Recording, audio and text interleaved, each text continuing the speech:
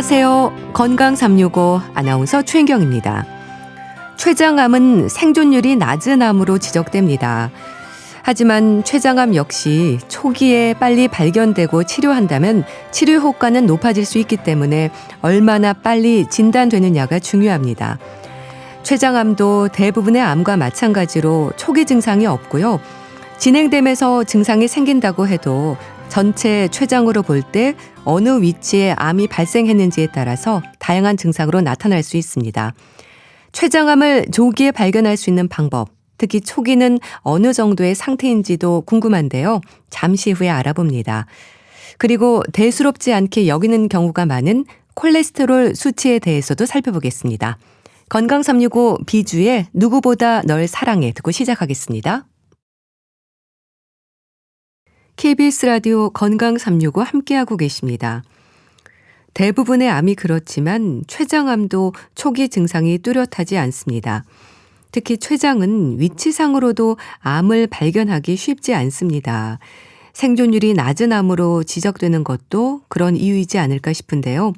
초기에 조기 발견할 수 있는 방법은 없을까요? 한림대 강남성심병원 소화기 내과 박재근 교수에게 도움 말씀 듣겠습니다. 교수님 안녕하세요.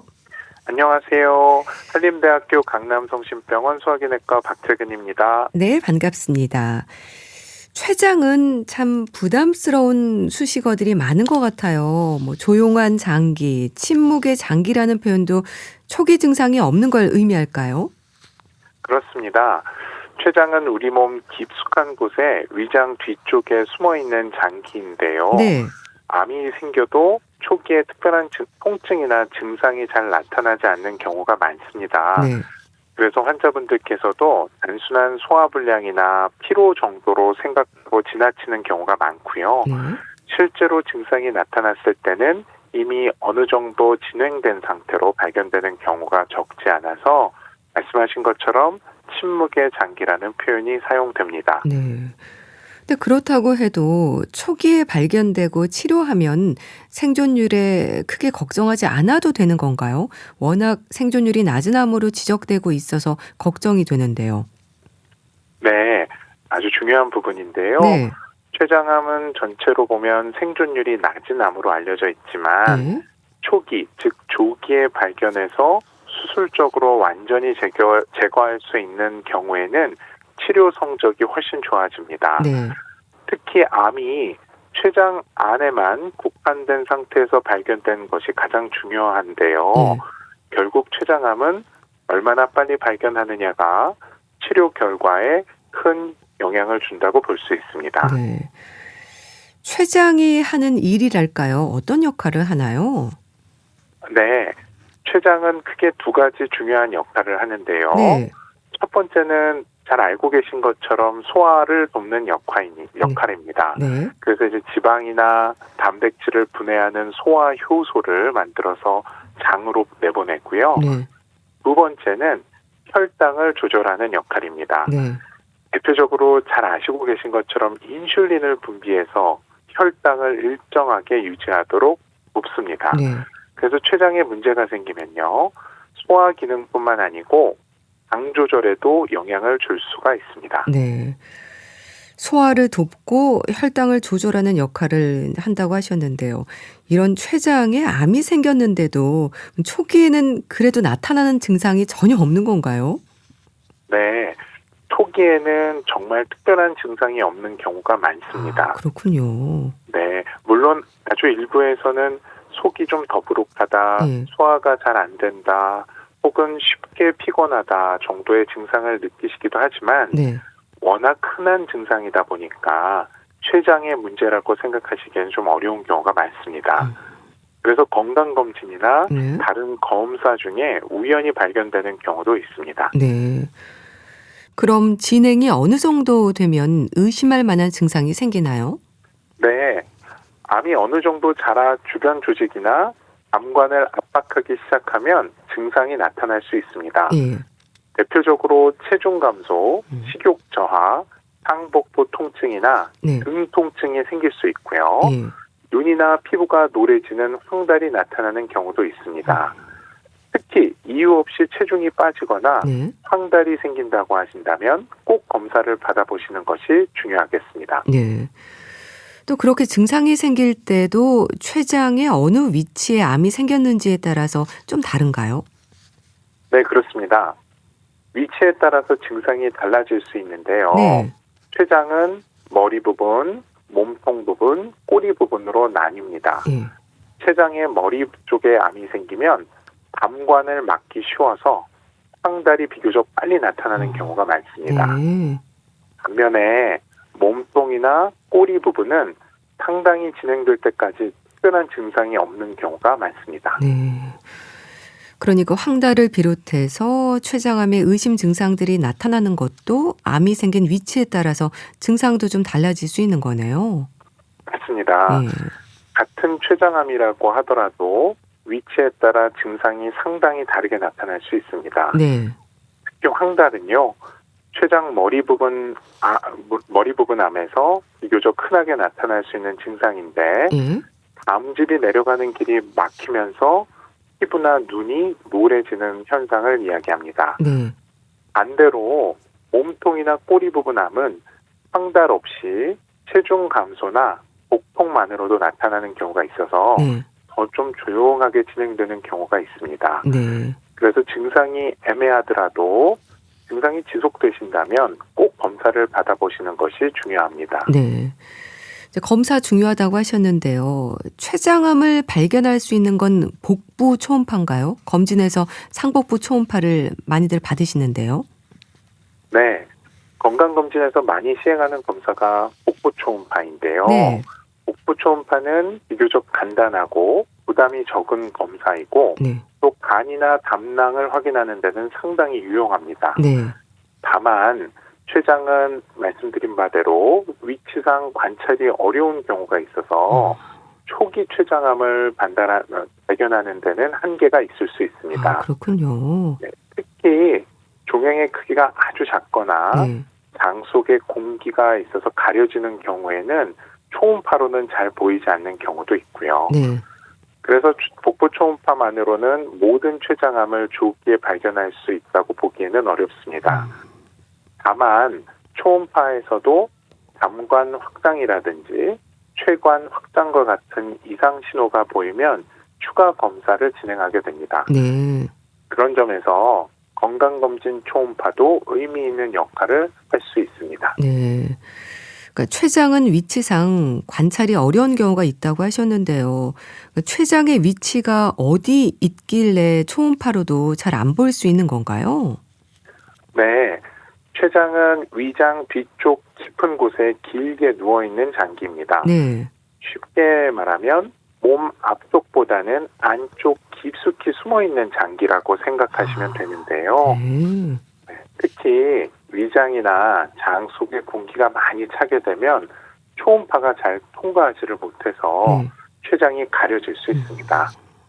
또 복부 비만이 있거나 체형에 따라서도 관찰이 어려운 경우가 있고요. 네. 그래서 췌장에 대한 평가가 필요할 때는 CT나 MRI 또는 내시경 초음파와 같은 정밀 검사로 추가로 시행하게 됩니다. 네. 췌장암에도 고위험군이 있을까요? 네, 있습니다. 대표적으로 가장 잘 알려진 위험 인자는 흡연입니다. 네. 흡연은 췌장암 위험을 높이는 중요한 원인 중 하나로 알려져 있고요. 예. 그 외에는 만성 췌장염, 당뇨병, 비만, 과음 등이 위험 요인으로 알려져 있습니다. 네. 또 가족력이 있는 경우에도 위험도가 높아질 수 있고요. 특히 최근에는 갑자기 당뇨병이 생기거나 예. 기존의 당뇨가 갑자기 악화되는 경우, 또 단순 당뇨는 아닌 췌장 상태를 함께 확인하는 것이 중요하다는 점도 강조되고 있습니다. 네. 가족력이 있는 경우에도 위험도가 높아질 수 있다고 하셨는데요. 가족력은 어느 정도일까요? 네. 췌장암에서도 가족력은 상당히 중요한 위험 요인 가운데 하나로 알려져 있습니다. 네. 일반적으로 직계가족, 그러니까 부모님, 예. 형제, 자매 가운데 췌장암 환자분이 있는 경우에는 일반인보다 위험도가 높아질 수 있는데요. 예. 연구들에 따르면 직계 가족 한 명이 췌장암인 경우 위험도가 약 2배에서 3배 정도 증가할 수 있다고 알려져 있습니다. 가족 중 2명 이상에서 췌장암이 발생한 경우에는 위험도가 더 높아질 수 있습니다. 예. 특히 가족성 췌장암이라고 부르는 경우에는 비교적 젊은 나이에 발생하거나 여러 가족 구성원들이 반복적으로 발생하는 특징을 보이기도 하는데요. 또 브라카 유전자 변이처럼 유전적 요인이 관련된 경우도 일부 알려져 있습니다. 네. 근데 이제 이런 경우에는 단순히 췌장암뿐만 아니라 유방암이라든지 난소암 같은 다른 암과 함께 가족력이 동반되는 경우가 있습니다. 네. 다만 이제 중요한 것은 가족력이 있다고 해서 반드시 췌장암이 생긴다는 의미가 아니라는 점인데요. 네. 하지만 일반인보다 위험도가 높을 수 있기 때문에 가족력이 있는 경우에는 증상이 없다고 하더라도 네. 전문의하고 상담을 통해서 정기적인 추적 관찰과 언제 할 것을 이제 이런 거로 결정하는 데 도움이 될 수 있습니다. 네.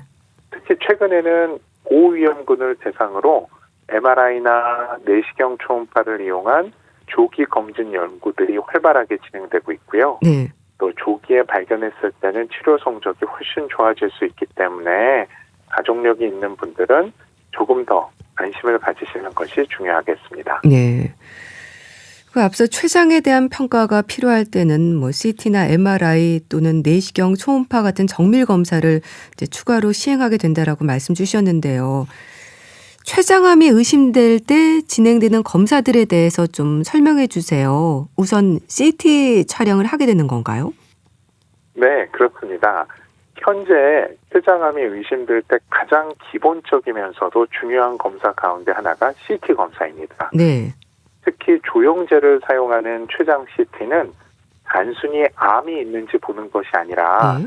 종양의 크기, 위치, 또 그 주변의 혈관 침범 여부, 림프절 전이 여부까지 자세히 평가할 수 있는 검사가 되겠습니다. 네.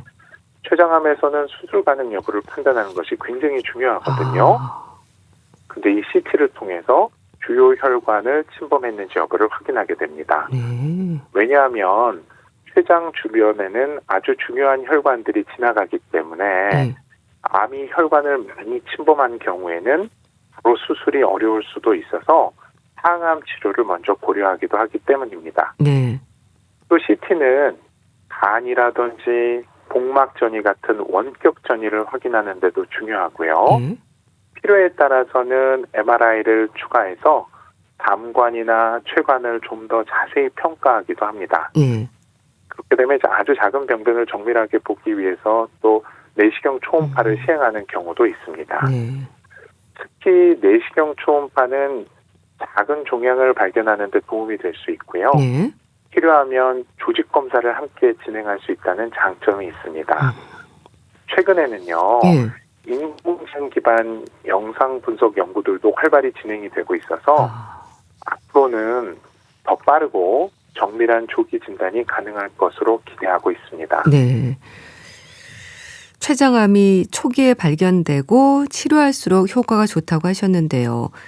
초기라는 건 어느 정도의 상태인 건가요? 네. 이 췌장암에서 초기라는 의미는 굉장히 중요한데요. 네. 일반적으로는 암이 아직 췌장 안에 국한되어 있고 주변의 주요 혈관이나 다른 장기로 퍼지지 않은 상태를 초기라고 생각합니다. 네. 이 단계에서는 수술적으로 완전한 절제를 시도할 가능성이 높아지고요. 네. 치료 결과도 상대적으로 훨씬 좋아질 수 있습니다. 이제 반대로 간이나 복막 같은 다른 장기로 전이가 되었거나 네. 주요 혈관들을 광범위하게 침범한 경우에는 수술이 어려워지는 경우가 많습니다. 네, 실제로 췌장암 환자분들 가운데 진단 당시 수술이 가능한 경우는 전체의 약 20% 전후로 알려져 있습니다. 그렇군요. 네, 그만큼 이제 조기 발견이 쉽지 않은 암이라는 의미이기도 한데요. 네. 최근에는 이제 경계성 절제 가능 췌장암이라는 개념도 중요해지고 있는데요. 이제 이것은 혈관과 가까운 경우에 이제 의미를 하는 것입니다. 예. 그래서 항암 치료를 먼저 시행해서 종양의 크기를 조절한 뒤에 수술을 하기도 합니다.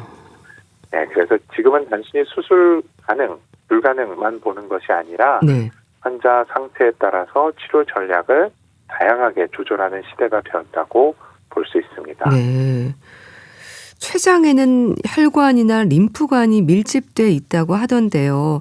그래서 주변 조직을 침범하거나 다른 장기로 쉽게 퍼질 수도 있는 건가요? 네, 그렇습니다. 췌장은 해부학적으로 굉장히 중요한 위치에 있는 장기인데요. 네.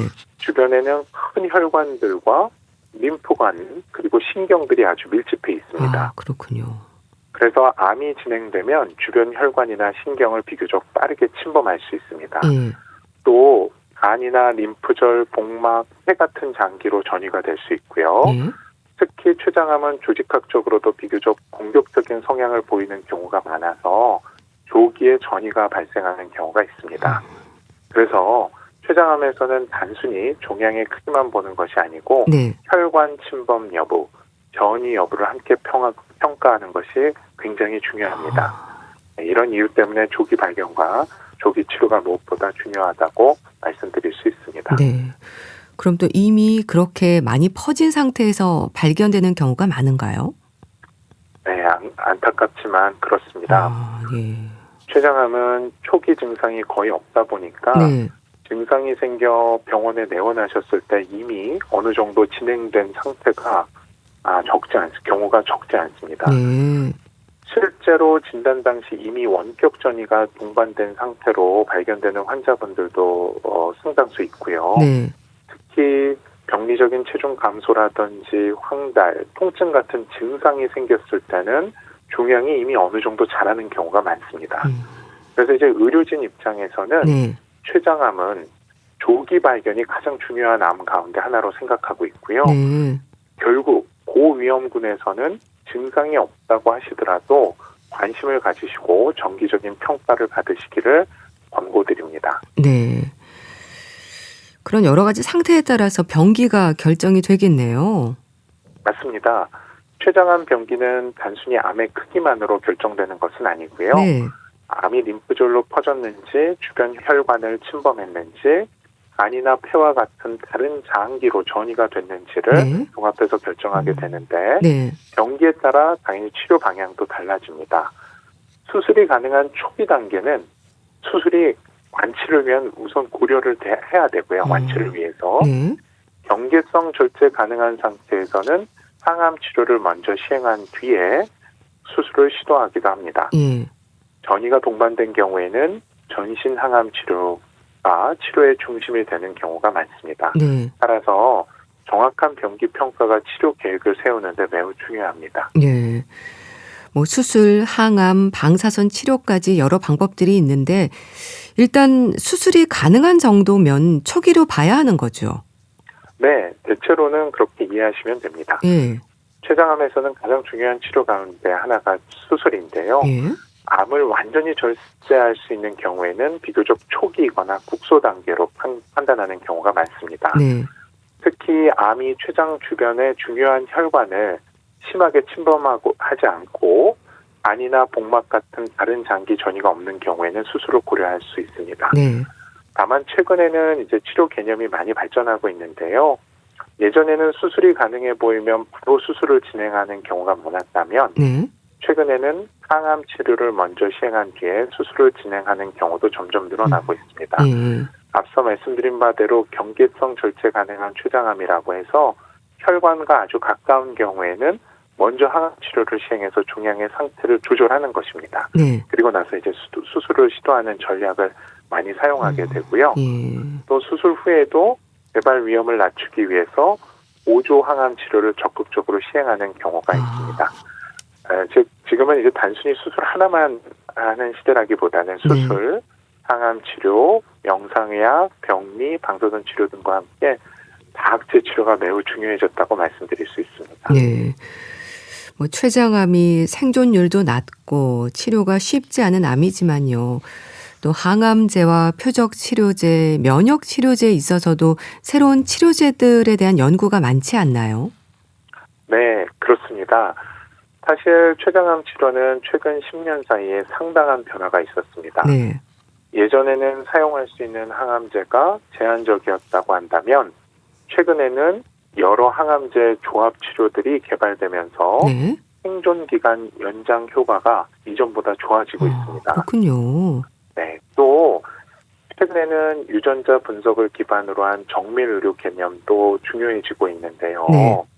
일부 환자에서는 브라카 유전자 변이와 같은 특정 유전적 이상이 확인이 되면 표적 치료를 사용할 가능성도 있습니다.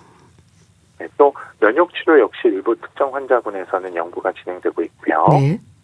아직은 모든 췌장암 환자에서 면역 치료 효과가 충분히 좋은 것은 아니지만 활발한 연구가 이루어지고 있습니다. 네. 또 최근에는 앞서 말씀드린 바대로 인공지능을 이용한 영상 분석, 혈액 검사를 통한 조기 진단 연구도 굉장히 활발히 이루어지고 있습니다. 네. 예를 들어서 CT나 내시경 초음파 영상에서 아주 작은 변화를 인공지능이 분석을 해서요. 네. 조기 발견 가능성을 높이려는 그런 연구들이 진행되고 있고요. 네. 결국 앞으로는 조기 진단 기술과 맞춤형 치료가 췌장암의 치료의 중요한 방향이 될 것으로 기대하고 있습니다. 네. 참 췌장암에 대한 걱정은 여러 생각을 하게 되는데요. 췌장염이 췌장암으로 발전할 수도 있을까 부담을 갖게 되거든요. 이럴 수 있는 건가요? 네, 많은 분들께서 이제 걱정하시는 부분입니다. 그러시군요. 네, 우선 모든 췌장염이 췌장암으로 진행하는 것은 아닙니다. 네.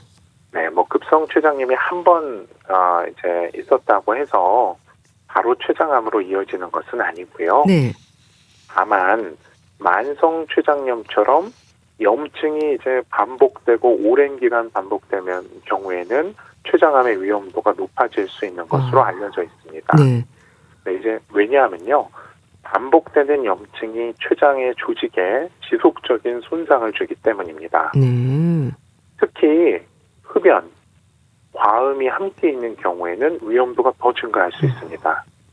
네, 또 일부 환자에서는 췌장암이 먼저 생기고 그 결과로 췌장염이 보이는 경우도 있기 때문에 네. 반복적인 췌장염이 있는 경우에는 원인 평가가 중요합니다. 그래서 이제 췌장염으로 급성 췌장염으로 오시는 반복되거나 오는 분들 중에 원인이 명확하지 않은 경우에는 예. CT, MRI, 내시경 초음파 같은 정밀 검사를 통해서 췌장을 자세히 확인하는 경우도 있습니다. 네. 그래서 무조건 췌장암으로 이루어진다고 이제 과도하게 걱정하실 필요는 없지만 반복되는 췌장염은 전문의 진료와 함께 추적 관찰이 중요하다고 이해하시면 좋겠습니다. 네. 췌장암뿐 아니라 췌장의 건강을 확인해 볼 필요가 있는 몸의 변화는 없을까요? 네, 있습니다. 이제 대표적으로는 이유 없는 체중 감소가 중요합니다. 네. 이제 이유 없는 체중 감소라고 함은 평소처럼 식사를 드시고 생활하심에도 불구하고 체중이 계속 줄어들어서 자기 체중의 10% 이상 줄어든다면 꼭 원인 평가가 필요합니다. 예. 또 지속되는 상복부 통증, 또 등으로 퍼지는 통증도 중요합니다. 네. 네, 위대장 내시경을 하셨음에도 불구하고 계속 이러한 증상이 반복된다고 한다면 조금 더 췌장이나 담도 쪽을 이제 검사해 보셔야 되는데요. 네. 특히 단순 근육통처럼 생각했는데 아주 오래 지속되는 경우가 있다고 한다면 확인을 하셔야 합니다. 네. 또 앞서 말씀드린 바대로 피부, 또 눈이 노래지는 황달, 네, 이제 황달이라고 하시면 어떻게 노래지는 걸 확인하냐고 하시는데요. 네. 저는 이제 쉽게 말씀드릴 때 네. 이게 지하철이나 이렇게 보면은 좀 색이 변해지시는 분들을 볼 수 있잖아요. 네. 그래서 쉽게 그 눈이 노래지는 것을 확인하실 수 있습니다. 또 소변색이 콜라색으로 진해지는 증상도 중요한 신호가 될 수 있습니다. 네, 최근에는 앞서 말씀드린 바대로 당뇨병이 최근에 생기거나 또 기존 당뇨가 치료를 하고 있는데도 갑자기 악화되는 경우에는 췌장 상태를 함께 확인하시는 것이 중요하다는 점도 강조드리고 싶습니다. 네. 네, 실제로 췌장암 환자 가운데 일부는 혈당 이상이 먼저 나타나는 경우도 있기 때문이거든요. 그렇군요. 네. 그리고 식욕저하나 쉽게 피로해지는 증상, 이런 증상들이 계속 반복된다면 단순 컨디션 문제로만 넘기시지 않는 것이 중요하겠습니다. 네. 결국 가장 중요한 것은 몸의 변화를 가볍게 넘기지 않는 것입니다. 이 췌장암은 조기 발견이 가장 중요한 암 가운데 하나이기 때문에 네. 평소와 다른 증상이 지속된다고 하신다면 꼭 전문의 상담을 받아보시는 것이 좋겠습니다. 네, 알겠습니다. 오늘은 췌장암에 대해서 자세히 알아봤는데요. 한림대 강남성심병원 소화기 내과 박재근 교수와 함께했습니다. 말씀 감사합니다. 감사합니다.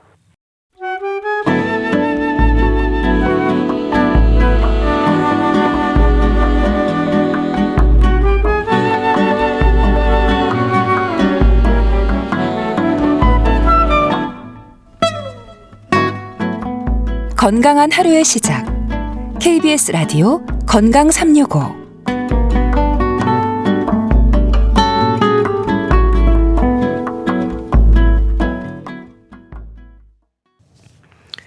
KBS 라디오 건강 365 함께하고 계십니다. 채식을 즐기는 분들에게는 콜레스테롤에 대한 주의가 필요 없을까요? 콜레스테롤에 대한 부담은 육식을 좋아하는 경우라고 생각하는데요. 글쎄요, 그런 걸까요? 가톨릭대 인천 성모병원 가정의학과 서민석 교수에게 도움 말씀 듣겠습니다. 교수님 안녕하세요. 네, 안녕하세요. 콜레스테롤에 대한 설명부터 주시면 좋겠어요. 많이 들어서 익숙하긴 한데 이게 도대체 뭔지 잘 모르는 경우가 있을 것 같거든요.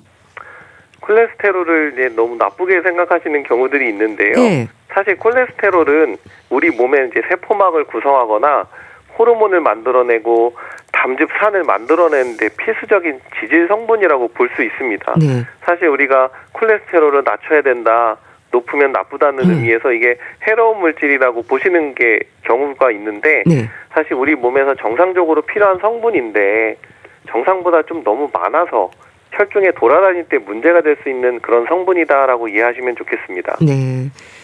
그래서 우리가 좋은 콜레스테롤, 나쁜 콜레스테롤로도 불리잖아요. 이거는 어떻게 이해하면 될까요?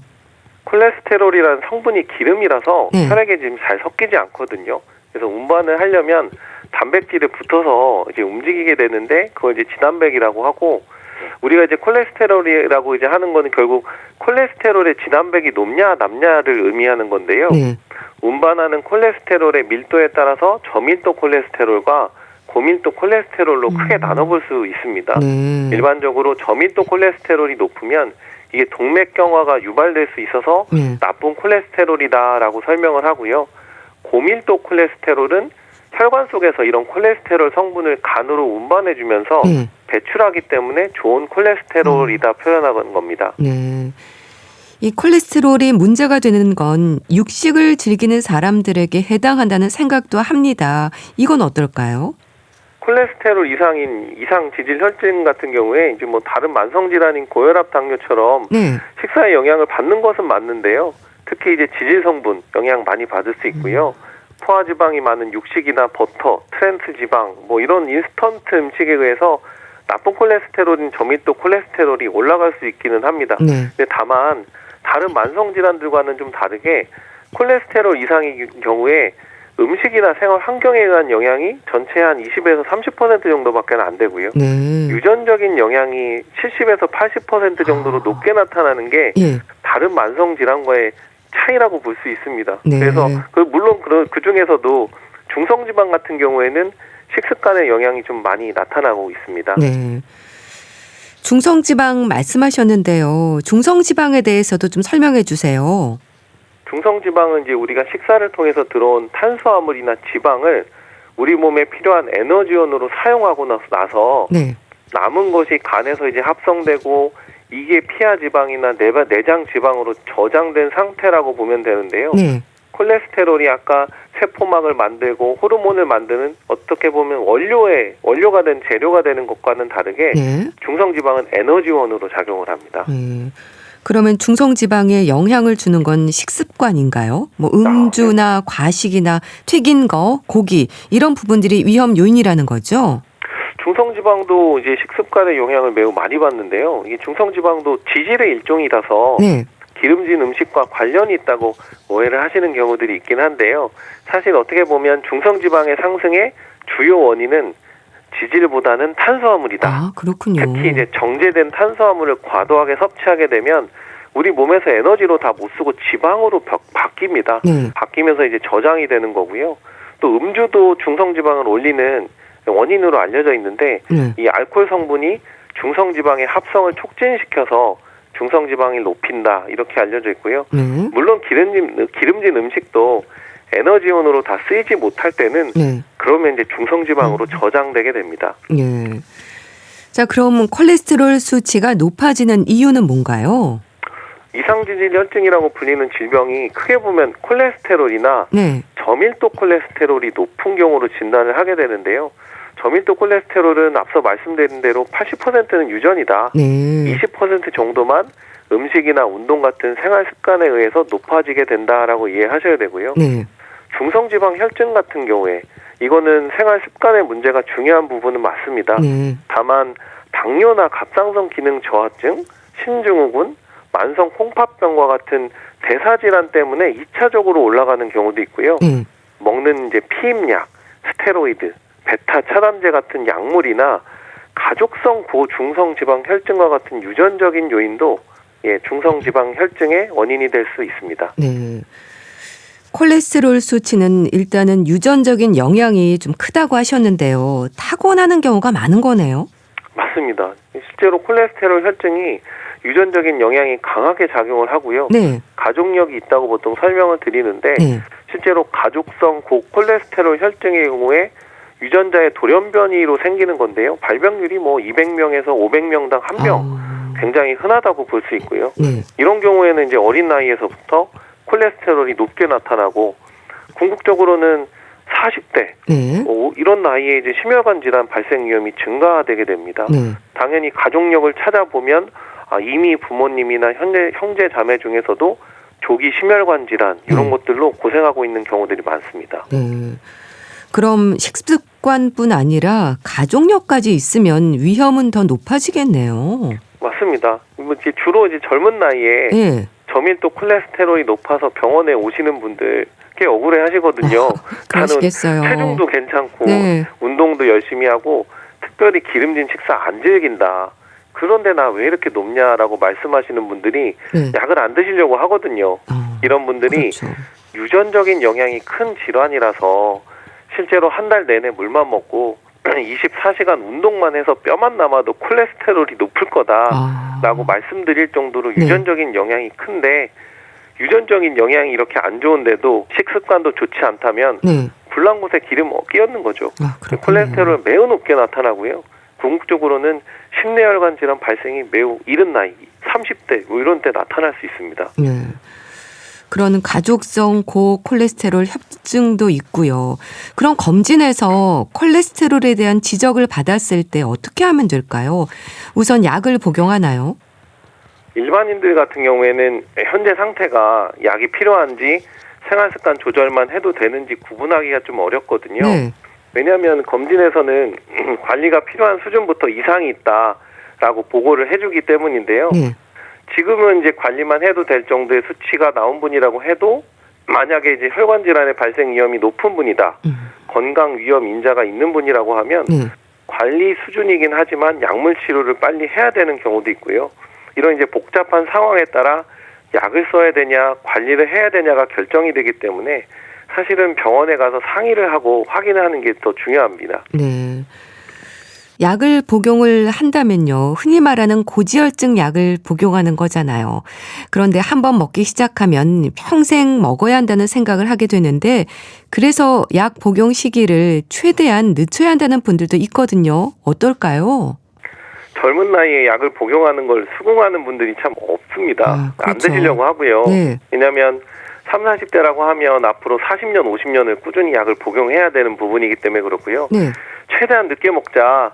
내가 한번 노력해서 콜레스테롤을 낮춰보자. 이렇게 생각하시는 분들이 많습니다. 대표적인 환자가 바로 저였고요.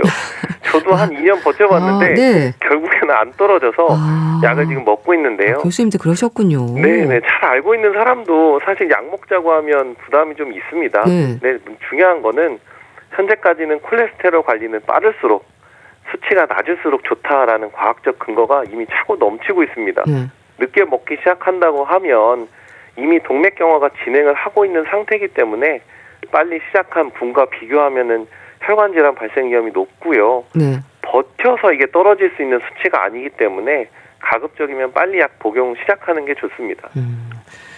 그러니까 건강 위험 인자가 있는 분들은 약물 치료를 빨리 시작하는 게 좋다라고 말씀 주셨는데요. 약을 먹으면 대부분 수치가 안정되나요? 저밀도 콜레스테롤의 경우는 약의 효과가 매우 좋거든요. 네. 약의 종류나 농도에 따라 좀 차이가 날 수 있지만 스타틴이라고 하는 가장 흔하게 처방하는 약물이 원래 수치에서 한 40에서 50% 정도를 떨어뜨릴 수 있고요. 네. 정상 범위 이내로 안정화시킬 수가 있습니다. 보통 약 드시고 4주 이내에 효과 나타나고요. 2달만 지나면 최대 치료 효과가 나타나기 때문에 고생하지 마시고 약을 편하게 드시면 좋습니다. 네. 그런데 약을 먹는데도 수치가 잘 안 떨어진다거나 약이 잘 안 맞는 경우는 없을까요? 약을 선택하는 방식에 좀 차이가 있을 수 있는데요. 네.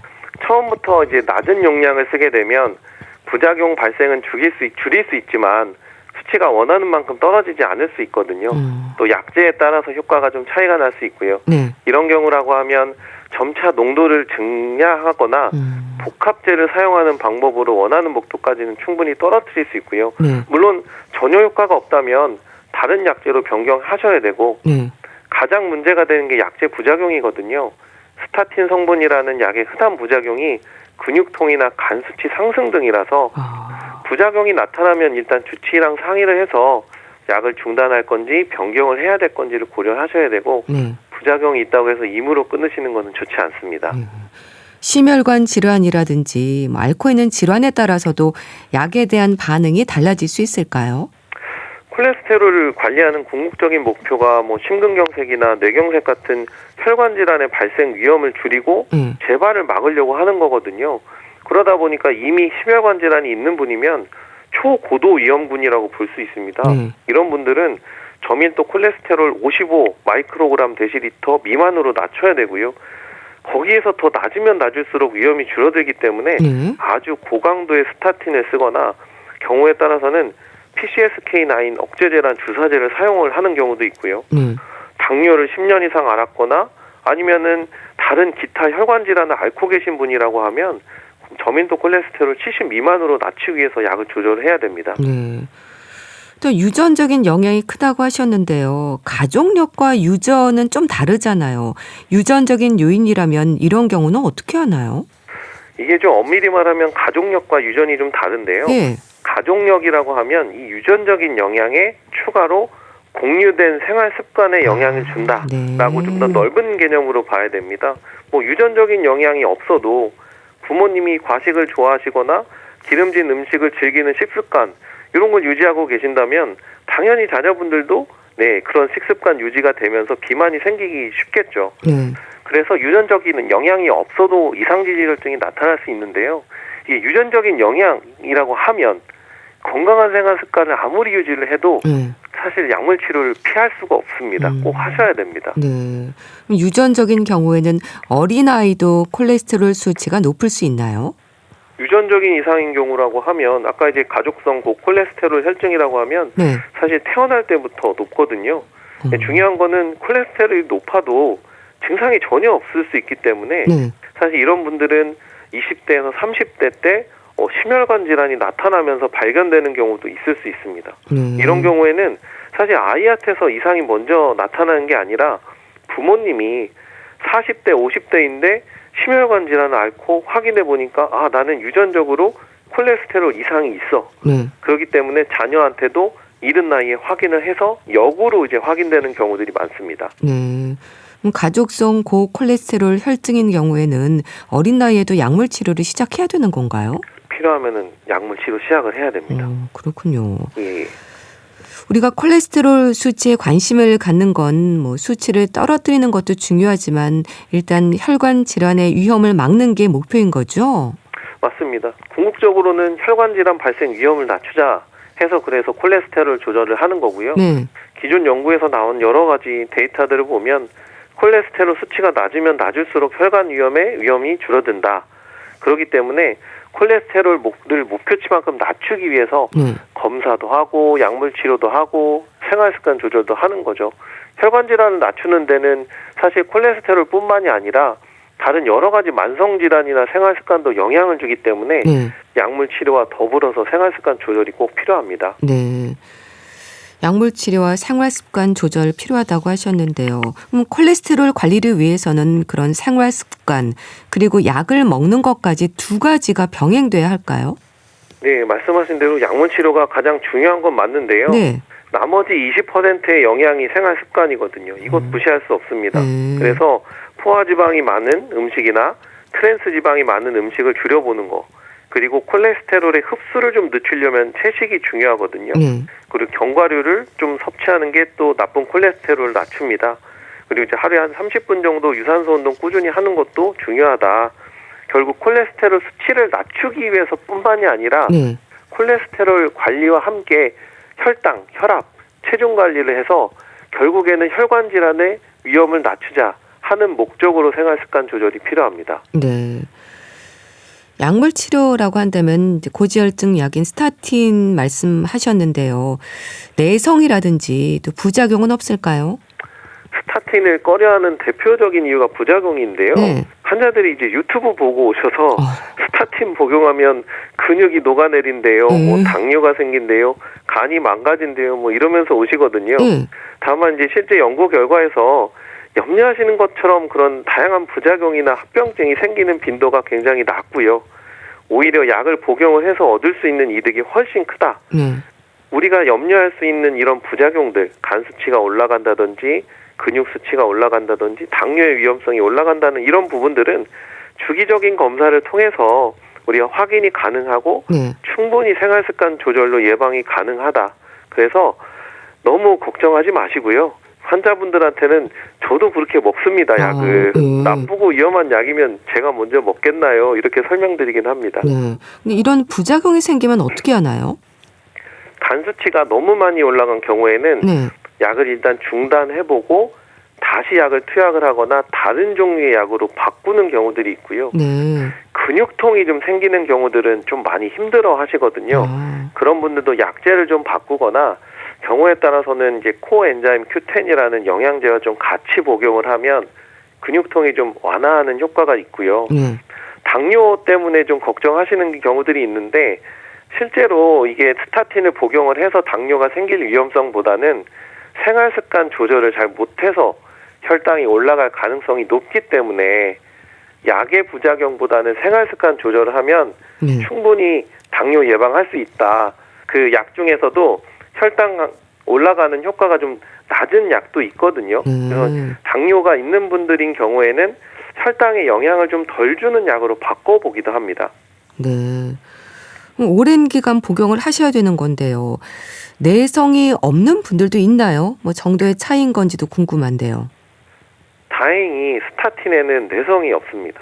그냥 그 용량 그대로 꾸준히 쓰다 보면 이게 이제 그 나쁜 콜레스테롤이 우리가 원하는 만큼 조절이 잘 되기는 하고요. 물론 이제 나이가 들면서 이 나쁜 콜레스테롤이 점차 조금 올라가는 분들에게서는 용량을 좀 올리거나 복합제를 추가하는 방법으로 우리가 원하는 만큼의 목표치를 달성할 수는 있습니다. 네. 그럼 계속 드셔도 되는 거네요. 부작용만 좀 없으면요. 이 부작용이라는 게 그 간 수치 상승이나 근육 수치가 올라가는 부분이 처음에 약을 드셨을 때만 나타나고요. 처음 드셨을 때 이게 없다 하면은 그 뒤로부터는 계속 약을 드셔도 부작용이 생기지는 않습니다. 그 이후에는 저희가 1년에 한 번씩 혈당 검사를 같이 하면서 혹시라도 혈당이 올라가는 부분이 있지 않은지 이거는 이제 저희가 확인을 하고 있습니다. 네. 콜레스테롤 수치는 뭐 혈액 검사로 확인할 수 있는 건가요? 맞습니다. 콜레스테롤 수치는 금식을 하고 8시간 이상 금식을 하고서 피 검사로 확인할 수 있는 부분이고요. 사실 그 LDL 콜레스테롤 같은 경우에는 식사에 크게 영향을 받지 않기 때문에 그 부분은 금식이 필요 없기는 하지만 네. 중성지방 같은 경우에는 금식을 해야지만 정확하게 수치가 나오기 때문에 중성지방과 나쁜 콜레스테롤, 좋은 콜레스테롤 모두 확인하기 위해서는 금식을 하고 피검사 하시면 됩니다. 네. 그럼 검진에서 콜레스테롤 수치를 확인할 때 유심히 봐야 하는 부분이랄까요? 좀 짚어주세요. 검진 결과지 보면 이상지질 혈증이 있다고 확인이 되고 네. 진료가 필요하다는 안내 문구가 뜨거든요. 근데 무조건 걱정하실 필요는 없고요. 네. 수치를 좀 일단 자세히 확인을 해보시는 게 좋은데 이상지질 혈증의 경우에는 총 콜레스테롤이 200만 넘어도 나오고요. 저밀도 콜레스테롤이 130만 넘어도 일단은 이상이 있다라고 보고를 합니다. 네. 그리고 이제 고밀도 콜레스테롤이 40 미만으로 나오거나 중성지방이 150 이상 나와 4개 중에 하나라도 이상이 있으면 체크가 되고 네. 진료가 필요하다는 물구는 거의 자동으로 찍혀서 나오거든요. 근데 이제 꼭 확인해야 된다. 진짜 진료가 꼭 필요하다라고 보는 부분은 네. 저밀도 콜레스테롤이 약물 치료가 필요할 정도로 높거나 중성지방이 높은 상태라서 이상지질 혈증 진단이 되면 그때는 병원에 꼭 가시는 게 필요하고요. 네. 왜냐면은 수치에 따라서 약물 치료가 필요할지 관리만 해도 될지는 아직 정해지지 않았기 때문에 확인해 보셔야 되는데 네. 만약에 총 콜레스테롤만 높다. 고밀도 콜레스테롤이 조금 낮아서 이상지질 혈증으로만 떴다. 네. 나머지 이제 중성지방이나 저밀도 콜레스테롤은 괜찮다. 이러면 네. 당장 병원에 찾기보다는 네. 식사 습관이나 운동 같은 생활 습관 조절만 하시면서 네. 관리를 하셔도 된다. 이렇게 이해하시면 좋을 것 같습니다. 네, 알겠습니다. 네. 자, 오늘은 콜레스테롤에 대해서 자세히 알아봤는데요. 가톨릭대 인천 성모병원 가정의학과 서민석 교수와 함께했습니다. 감사합니다. 네, 감사합니다. 크라잉넛의 밤이 깊었네 보내드리면서 인사드릴게요. 건강365 아나운서 최인경이었습니다. 고맙습니다.